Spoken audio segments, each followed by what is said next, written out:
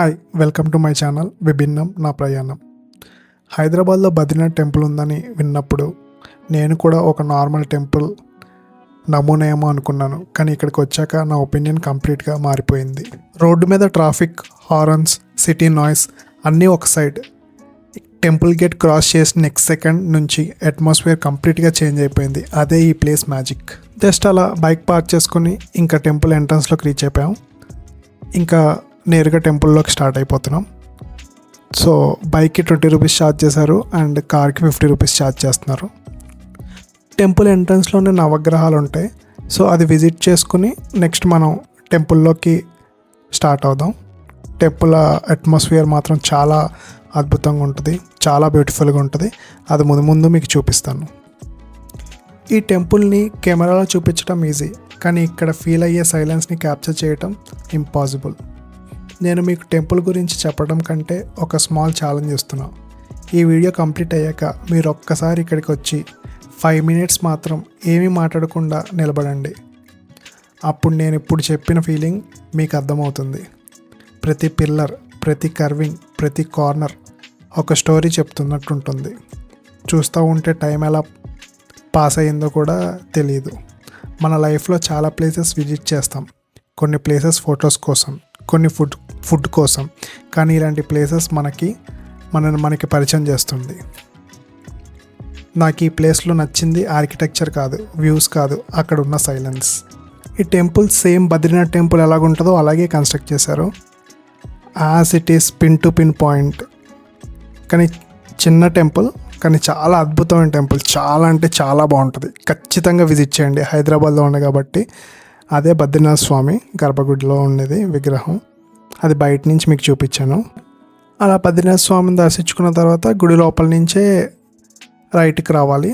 So రైట్కి వచ్చిన తర్వాత ఇక్కడ అమ్మవారి విగ్రహం కూడా ఉంటుంది. సో ఇక్కడ పంతులు గారు ఈ గుడి హిస్టరీ ఏంటనేది మీకు ఎక్స్ప్లెయిన్ చేస్తారు. जय बद्री विशाल। ये बद्रीस पंचायत है, दक्षिण के बद्रीनाथ के नाम से किया गया है। और यहाँ दक्षिण के बद्रीनाथ पंचायत में सभी देवता स्थापित किए गए हैं, जिसमें कि सर्वप्रथम गणेश जी हैं, उनके बगल में कुबेर जी हैं, पीछे उद्धव जी हैं, नीचे गरुड़ जी हैं, बीच में बद्रीनाथ जी हैं, पीछे लक्ष्मी माता है और किनारे में नर और नारायण हैं, नारद मुनि हैं, उत्सव मूर्ति है जिसका अभिषेक होता है प्रातःकाल। और वो बॉक्स के अंदर बद्रीनाथ की ज्योति है जो कि बद्रीनाथ वहाँ से लाई गई है। और बाहर में लक्ष्मी माता है, भैरवनाथ मंदिर स्थापित किया गया है, सालासर बालाजी है, नीचे शिवालय है, गायत्री माता है और नवग्रह है। और सुबह सुबह प्रातःकाल यहाँ अभिषेक होता है और 8 बजे के बाद यहाँ अर्चना होती है। जो भी भक्त लोग आते हैं, दूर दूर से भक्त लोग आते हैं और सभी दर्शन करते हैं यहाँ पर। और फिर 12, साढ़े 12 बजे 1 बजे भोजन होता है और रात को भोग लगता है और दिन में भी भोग लगता है भगवान का। और सुबह 6 बजे मंदिर खुल जाता है, 1 बजे बंद होता है और रात के 3 बजे खुलता है दिन में और 8 बजे रात को बंद हो जाता है मंदिर। जय बद्रीश। कैसे लेके आए पंडित? उधर से बाई रोड गाड़ी में, हाँ बस, हाँ वो उसमें वो बाई रोड में उसमें लेके आए, ट्रैवलर्स में, बस में उसमें लेके आए। 6 दिन लगे उसमें, 3 दिन जाने में, 3 दिन आने में। और वहाँ से वो लेके आए बद्री ज्योति, अखंड ज्योति लेके आए और वहीं से शुरुआत हुई यहाँ पे। हाँ अभी इस समय 3 साल हो गए हैं, 3 जून में 3 साल हो गए और अभी 4था साल लग गया है इसको। और 3 साल में वार्षिक उत्सव मनाया गया था 3 साल में। और बस यही है। जय बद्रीनाथ, जय बद्री विशाल। కొన్ని అనుభవాలు మాటల్లో చెప్పలేం, వాటిని ఫీల్ అవ్వాలి. ఈ చల్లని గాలి, ఈ ప్రశాంతమైన వాతావరణం ఒక నిమిషం పాటు అన్ని టెన్షన్స్ని మర్చిపోయేలా చేస్తున్నాయి. సిటీ అవుట్స్కట్స్లో ఉన్న ఈ ప్లేస్లో నిలబడితే టైం కూడా కొంచెం స్లో అయినట్టు అనిపిస్తుంది. కొన్ని డెస్టినేషన్స్ మాత్రం చూస్తాం, కానీ కొన్ని డెస్టినేషన్స్ మన మనసులో నిలిచిపోతాయి.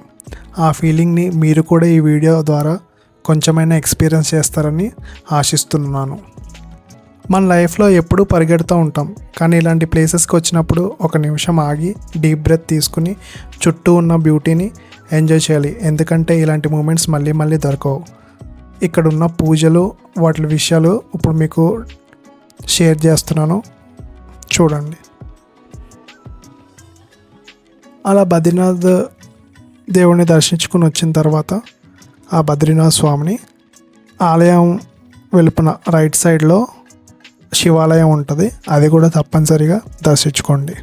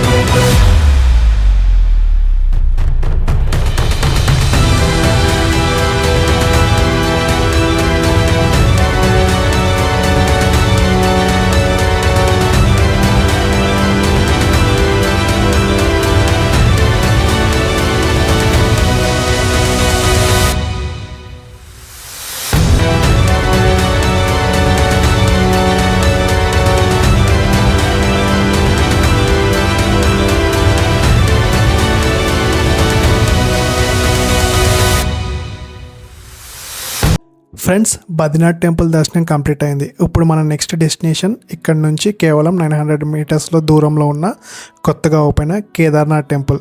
ఈ టెంపుల్ విశిష్టత గురించి పంతులు గారు చెప్తారు. बोले श्री दक्षिणेश्वर केदारनाथ भगवान की जय। यह श्री दक्षिण का केदारनाथ मंदिर बन रहा है, जहाँ पे एक ही स्थान पे पांचों केदारनाथ, रुद्रनाथ, तुंगनाथ, कल्पनाथ, मध्य महेश और केदारनाथ, तो पांचों मंदिर का निर्माण कार्य हो रहा है। और अभी तक यहाँ पे गौशाला का निर्माण, शिव पंचायतन अचलेश्वर महादेव का निर्माण, नवग्रह का निर्माण और भगवान श्री रुद्रनाथ का निर्माण और इधर राम दरबार इत्यादि निर्माण कार्य हो चुका है और भी कार्य तेजी से चल रहा है। तो आप सब भक्त जरूर आएँ। सावन माह में अभिषेक भी चालू हो गया, तो नित्य रुद्राभिषेक हो रहा है 8 अध्याय से। रुद्राष्टाध्याय के 8 अध्याय से हम बनारस से हैं, वाराणसी के विधि से आपका पूरा रुद्राष्टाध्याय के द्वारा अभिषेक कराएंगे। अभी हम रुद्राष्टाध्याय का पाठ करने ही जा रहे हैं। ओम नमः संभवाय च मयो भवाय च नमः, शंकराय च महेश्वराय च नमः, शिवाय च शिवतराय च। तो मंदिर का निर्माण कार्य बहुत तेजी से चालू है। आप इसमें कुछ डोनेशन भी कर सकते हैं, तो आप जरूर मंदिर में आएँ और अपने गोत्र नाम से पूजा कराएं। जय श्री केदारनाथ। यहाँ पास में ही बद्रीनाथ का मंदिर भी है और शास्त्रों में वर्णन है कि जो 4 धाम का यात्रा है, केदारनाथ, बद्रीनाथ, गंगोत्री, यमुनोत्री, तो 4 धाम की यात्रा में क्रम में सबसे पहले केदारनाथ का दर्शन करना है। क्योंकि एक बार नारद जी ने भगवान विष्णु जी से पूछा कि महाराज 4 धाम यात्रा का क्रम क्या है, तो भगवान नारायण ने कहा पहले शिव जी का दर्शन करो, क्योंकि शिव जी पाप को मिटाते हैं। जब निष्पाप हो जाओ तब हमारे पास बद्रीनाथ में आओ। तो सबसे पहले केदारनाथ का दर्शन करिए और यही पास में बद्रीनाथ का भी मंदिर बना हुआ है, तो वहाँ पे भी जाकर के दर्शन करें। लेकिन वहाँ दर्शन करने के पहले अगर केदारनाथ दर्शन नहीं किए तो बद्रिया दर्शनम निष्फलम भवेत, इसलिए केदारनाथ का दर्शन बड़ा ही जरूरी है। तो आप जरूर आएँ और यहाँ पे दर्शन करके अपने मनोकामना को पूर्ण करें। जय केदारनाथ। जय केदारनाथ। शिव जी का अचलेश्वर महादेव, नवग्रह भगवान का मंदिर और नाग नागिन नाग देवता का भी मंदिर है। एक वन ईयर लगता पंडित जी ये होने तक? हाँ 2 ईयर तक कंप्लीट हो जाता। ठीक है।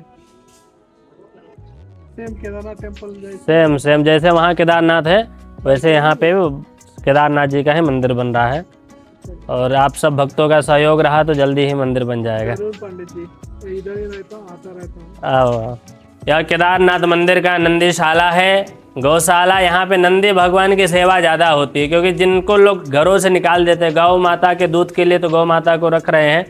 तो जैसे ये नंदी बाबा है, इनको घाव हो चुके थे, तो इस नंदीशाला में ला करके इनका पूरा इलाज किया गया। तो आप सब जरूर इस नंदीशाला में आएँ, और हर अमावस्या को यहाँ पे हवन भंडारा होता है। तो आप अमावस्या पे पधारे तो जरूर पधारे। और अभी आने वाले 2 तारीख को बहुत विशाल कार्यक्रम हो रहा है, जिसमें भगवान का झूलन महोत्सव है और भी कीर्तन भजन है, भंडारा है।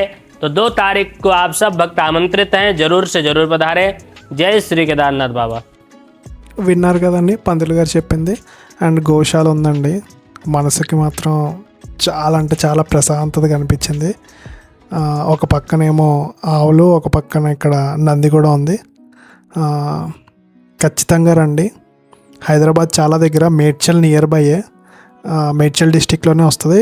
జస్ట్ దబ్లీపూర్ దాటిన తర్వాత రైట్ సైడ్ ఉంటుంది. బద్రీనాథ్ టెంపుల్కి వెళ్ళన్నా ఇటు రావచ్చు, బట్ కేదార్నాథ్ టెంపుల్కి వెళ్ళన్నా బద్రీనాథ్ టెంపుల్ వెళ్ళొచ్చు. Just 900 meters. కన్స్ట్రక్షన్ అవుతుంది, ఇంకా 1-2 ఇయర్స్ పడుతుంది కంప్లీట్ అవ్వడానికి. ఎవరన్నా దాతలు డొనేట్ చేస్తే ఖచ్చితంగా వచ్చి ఆ ట్రస్ట్కి డొనేట్ చేయండి. లోపలే రామాలయం కూడా ఉంది, చాలా అద్భుతంగా ఉంటుంది.